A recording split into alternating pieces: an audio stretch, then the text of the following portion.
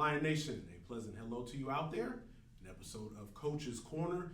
My guest today, Lions head boys water polo coach Brett Ormsby. Coach, thank you so much for joining me today. Yeah, thank you for having me. So you've all heard of the State of the Union address. I wanted to get Coach Ormsby on here for sort of a State of the Team address. We're about a third of the way through the season, into the early part, and now kind of looking toward the middle part of the season.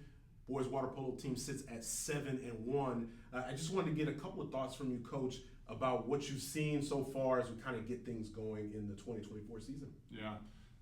Well, I think that as a team, we're still coming together to kind of find our identity and who we're going to be as a team down the stretch. We've had an interesting transition. Obviously, we lost a great senior class last year. But we've also had a lot of injuries, and we've had a couple players on sit out, and so we haven't played with our whole squad. We haven't even really practiced that much with our whole squad yet this year. So the team that we are like currently today is very different than the team we were against Oaks Christian only 2 weeks ago, not even 2 full weeks ago. And then we'll continue to like have other guys kind of slot into the roster over the upcoming weeks as everyone gets healthy. So right now, Brian Barnuevo and Connor Coleman both finished their sit-out period. Today will be their first game. Dalton Haggard, who's been injured, is now back in the lineup. And so we'll continue to kind of figure out who we are on the fly here, hoping that by Elite 8 tournament in a little over 2 weeks, and then ultimately North-South, I mentioned on the pod with BK and Mr. Stroop earlier. When you go into North-South, that's like you really want to be kind of humming at that time. You want to be ready for playoffs. Yeah. So you mentioned the word identity. That actually was going to be my next question.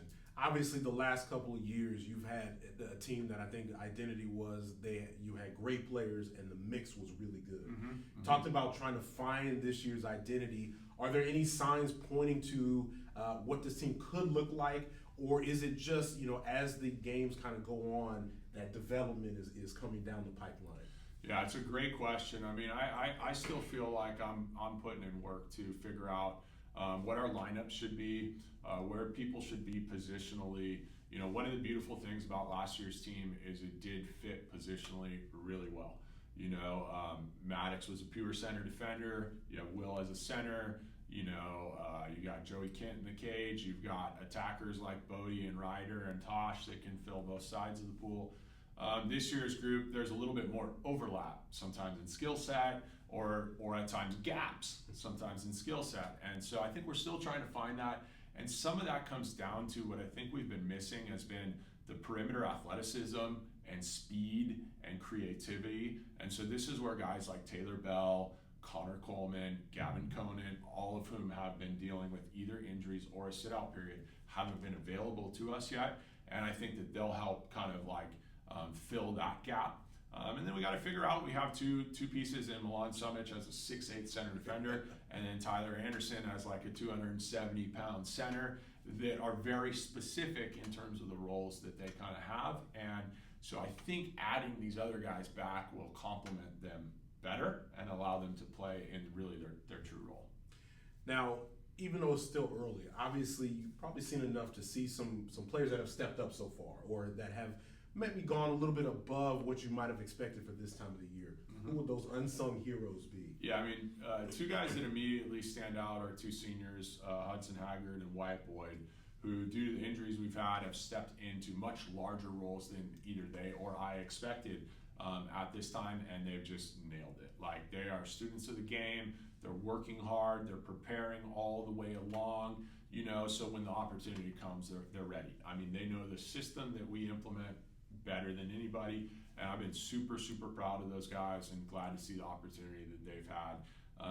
And then we've had some young kids, some freshmen who going into the season, I didn't know that we'd be playing any freshmen at varsity, but both Sean Anderson and Dylan Park have played meaningful minutes and helped us to win games. And so those have been some guys that have kind of been a bit of a surprise.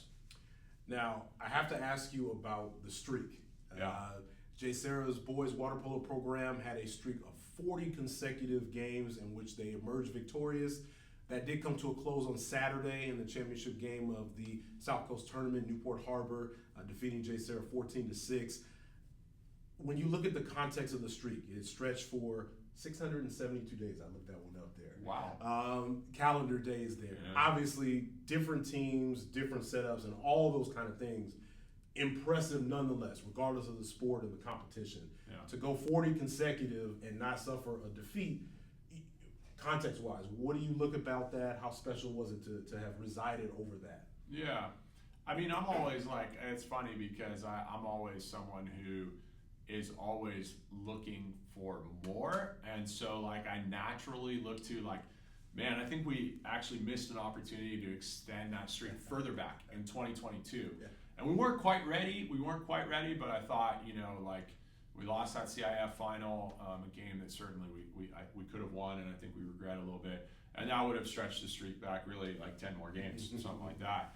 And then also an opportunity to extend it forward. And at some point, like, suffering a loss can be really good for a team. It helps to clarify, it helps to focus, it helps to, especially a loss like we experienced last weekend. I hope that the boys really take that to heart and, like, decide, hey, let's start a new streak, and that consistency that is required to actually put together a streak like that is what's most impressive. One of the things that's most impressive about the group that did that. But at minimum, if we can get back on the right track with what led to that streak and make strides towards trying to extend a new one. Newport Harbor, JSerra, in terms of rivalries in any sport, I think in Orange County, I got to put that one right up there. Yeah. You guys have been back and forth the last 3 years. You've played like 8 or 9 times, somewhere around there, and each side has had big wins on each ledger there. Just talk a little bit about that rivalry and the heightened level of play that you see when those two teams are engaged. Yeah, and then you got to imagine we're meeting each other in the club world multiple times during that too, and so it's like we can't get away from each other. Yeah, I mean, great players, great coaches, great system. A lot of pride among the families and the fans. So I think it's good for the sport. It's good for the kids. We know that they're going to be challenging. Like we have to be on our P's and Q's. We have to be at our best to be competitive against them. And they'd certainly get up for playing us. And, so it's having that other team or that other person that you kind of measure yourself against is always something that in sports you see elevates things. Now, as we look ahead toward the second third of the season, you got a couple of non-league games, Loyola tonight. You've got Harvard Westlake next week. Got a couple league games mixed in there too, Orange Lutheran and Servite. And then the Delphina USA Classic kind of in the next couple of weeks. So obviously another quote-unquote third of the season coming up there. What do you hope to get out of this next stretch for the team? Oh, that's a great question. I think the way you chunked up the season is exactly right. You look at sort of everything up through South Coast, and by then you've really kind of played if you haven't played everybody, you've at least, for us, you got to the pinnacle of the South Coast tournament, opportunity to play Oaks, opportunity to play Sacred Heart, opportunity to play Newport, right? And now you get to evaluate over the next 3 weeks what needs to improve. And so for us, I'm not looking at any of the games, Loyola, Harvard, Servite, OLU, between now and Elite Eight as like, okay, we have to win that, we have to play in a certain way.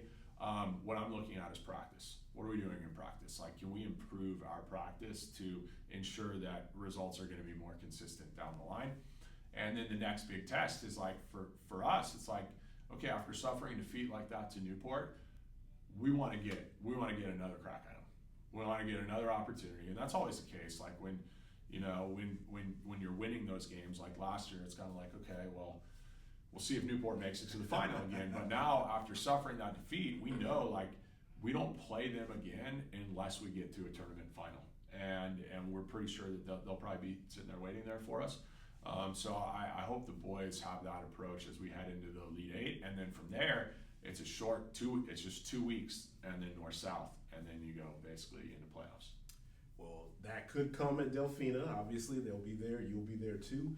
Some business to take care of before then. And we look forward to kind of seeing that next stretch of boys water polo play. Should be good, and that starts tonight against Loyola here at JSerra in the pool. Coach Ormsby, thank you so much for joining us, and we look forward to seeing you soon. Yep, thank you.